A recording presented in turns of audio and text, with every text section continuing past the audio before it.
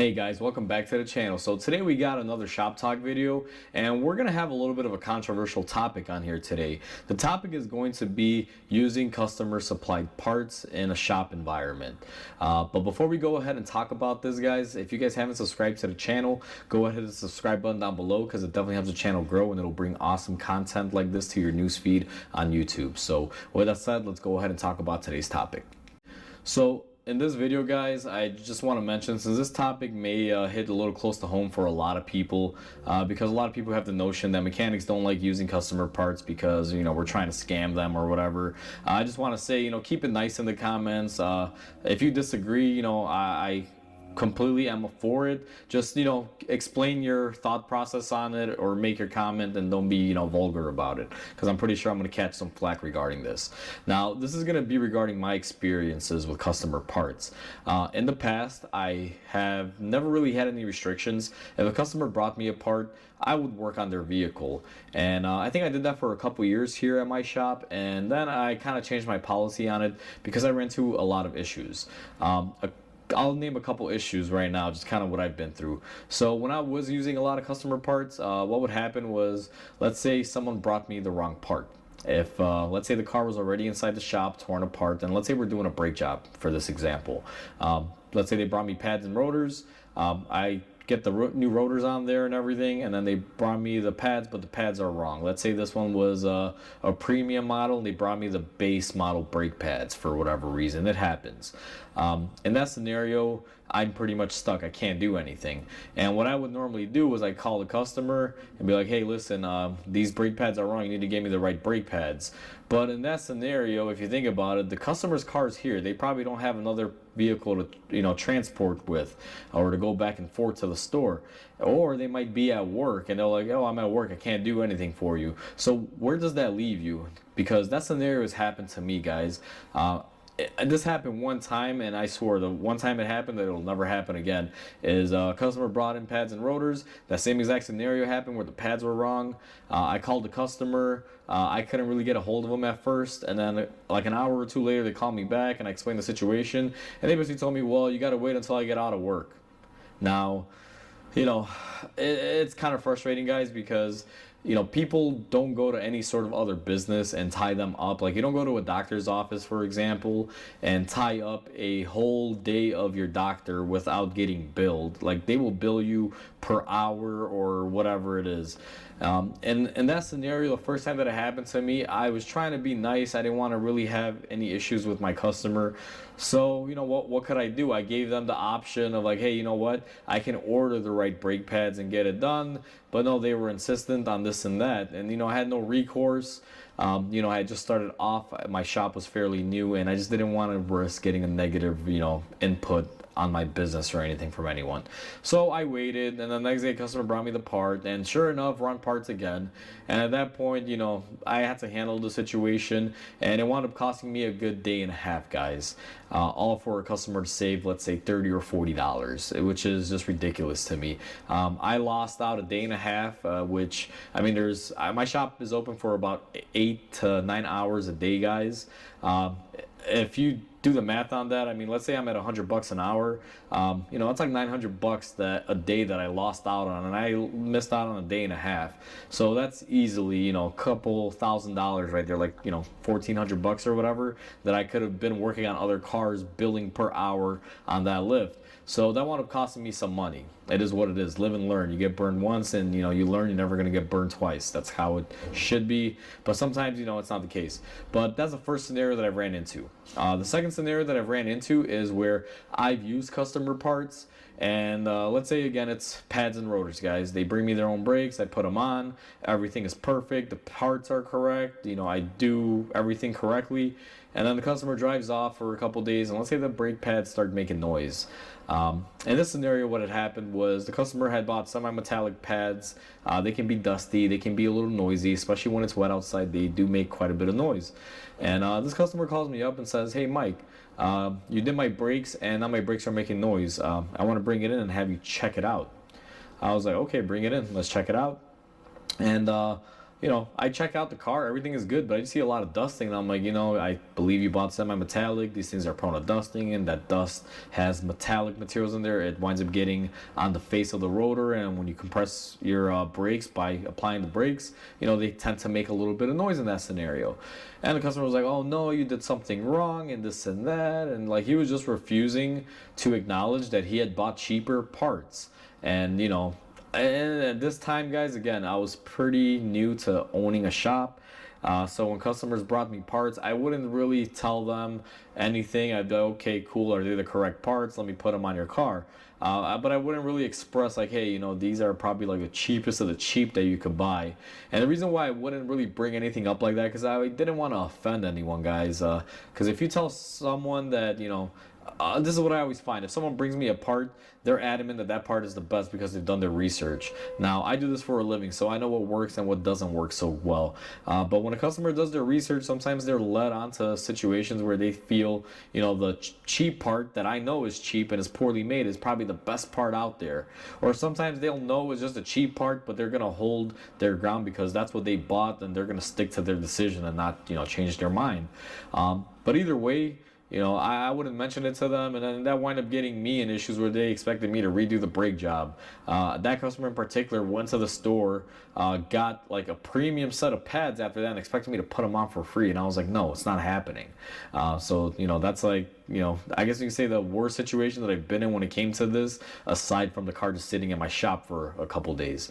The third scenario that I've had, guys, is just, people wanting to take advantage of, let's say the shop. Some scenarios have included, let's say, used parts, and I've always never been a big fan of used parts, guys. When I first started early on, I had a customer bring me, it was literally a used evap line, that had like a little check valve in it. And in reference to him, I mean, you couldn't really find it that easily anywhere else. It was only available at the dealer, and it cost like $300. And he found a used one, and he was like, "Oh, put it on." But when he had taken it off at the junkyard, the way he had taken it off, he had actually damaged it. And I told him it was damaged, this and that. He insisted, and I was like, "Okay, I'll put it on." But there's no warranty. Don't blame me. And next thing I know, I'm in a whole like debate with this guy because the car wasn't running right after I installed it. This check valve that he got was actually broken, and the car was actually getting excess air in through the evap system, and it was just a whole nightmare. And I just for a couple bucks of me installing something for labor, I was dealing with a headache, and it wasn't my headache to deal with. Now that I've kind of given you guys these scenarios, I mean, here's my stance on this policy right now when it comes to my shop. I have a big sign in my, customer waiting area where they walk in that says, I will use customer parts up to my discretion, meaning if I choose to do so, I will use your parts. And if I do choose to use your parts, there will be a labor change, meaning instead of my standard labor rate, the labor rate will be adjusted accordingly. And it's basically, that's it. It's set in stone as far as my policy goes. And it also further includes, used parts being in that category as well. It's basically up to my discretion. Now, the reason why I have this policy set up, guys, is one, I don't want to refuse every customer part out there. Sometimes customers just happen to find a deal online and it's a better price than what I can find a part in. And I understand that. So I'm not going to decline that customer, my shop and my work, because the more you say no to a customer, the more money you stand to lose, and word of mouth travels really quick, and you wind up hurting yourself and your business. So if a customer brings me, let's say, a quality part, like let's say a guy driving a GM vehicle brings me AC Delco pads and rotors, and they're genuine, why would I refuse to work on that car? I'll tell them, okay, I'll work on it. There is no warranty. I always make it clear that when people bring me parts, my shop does not offer any warranty on labor or parts or nothing. I'm not liable for anything. I'm simply getting paid to put it on, and that's it. I'm not responsible for anything other than that. And like I said, if you bring me genuine parts and they belong on your car and they're pretty much factory parts or a good quality part, I'd be dumb to refuse the the car and say, no, I don't want to do it because you brought me parts.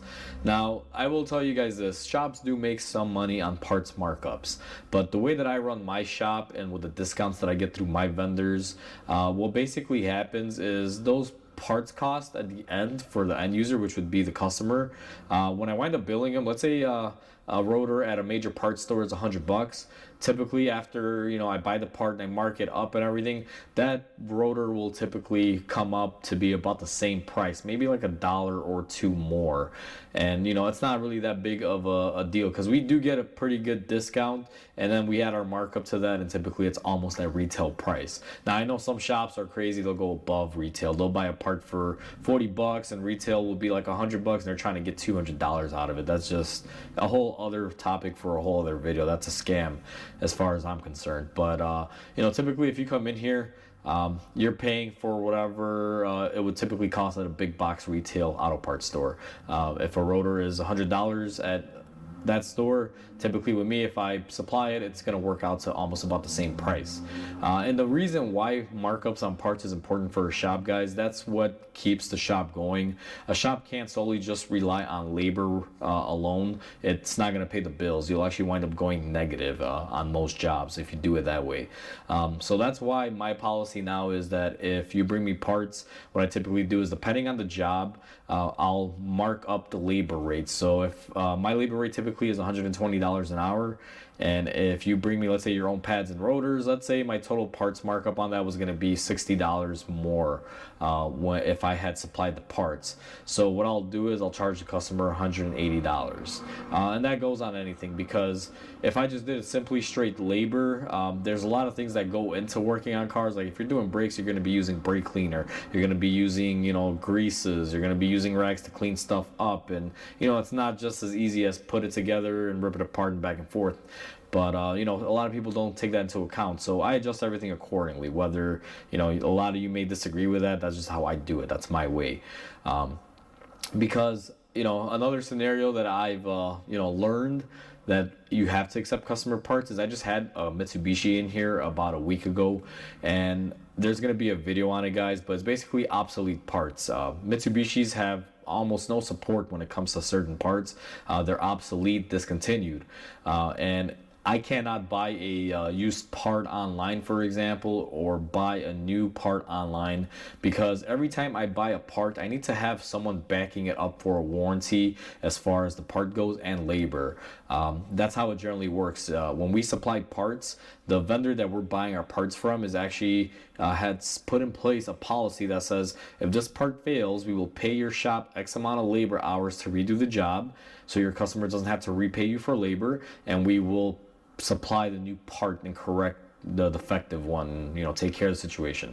So if a shop uses their own parts, typically what happens, if you have a warranty issue and you come back and let's say it's pads and rotors and the pads went bad, they delaminated, or they're making excessive noise, the shop will be paid for by the part supplier that they purchased the parts from, not only for their labor, but also be compensated for the parts as well and given free parts.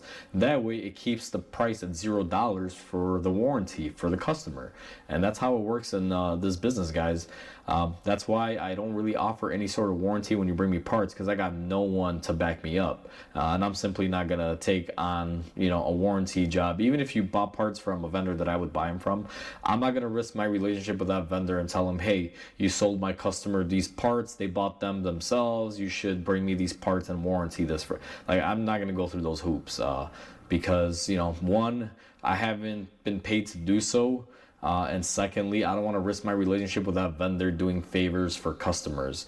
If you bought the part yourself, guess what? You're going to do your own legwork. It's as simple as that. I'm not going to do the legwork for you. And that's kind of how it is. It's very debatable. I know there's shops out there that are just flat out, nope, if you bring me parts, I don't want to work on it. And I don't think that's the right scenario. But I can also sympathize with those places as well, because there are a lot of parts issues out there, guys. There's a lot of fake parts going around now. A lot of people seem to be buying a lot of parts online, and like Amazon, eBay, parts places that are online, and they'll sell you what they claim to be genuine parts, and these parts would be even hard to tell.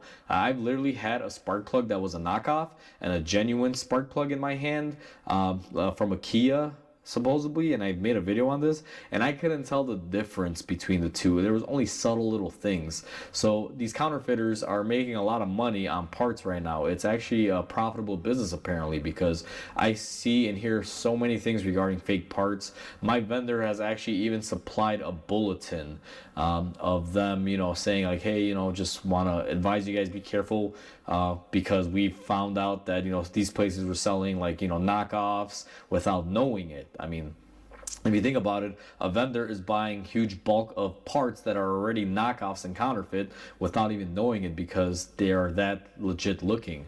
And it happens quite a bit now. So that's why a lot of shops just refuse to work with customer parts, just because when they use their own parts, we have someone to call and someone to back us up, and someone that'll basically help us out in that situation. Because if I do a customer break job with their parts, I got no recourse, guys. I'm gonna simply call the customer and be like, hey, you gotta fix this, or this is what we gotta do. Whereas if I bought them from my vendor, I can call them and be like, hey, they broke, I need them now, get this done. And they're pretty accommodating, they'll take care of us when it comes down to this. So this is just my take on customer supplying parts, guys. It's just things that I've dealt with and things that I've seen, and kind of just wanted to brush on this topic because I know it's a big thing out there. Saving money nowadays is pretty major, because I know cost of living and everything with the world and everything that we're going through is kind of crazy right now. But sometimes it's just better to let the shop handle something than you trying to save a couple bucks, because what I find is sometimes customers will save $30 and they'll wind up costing a shop hundreds.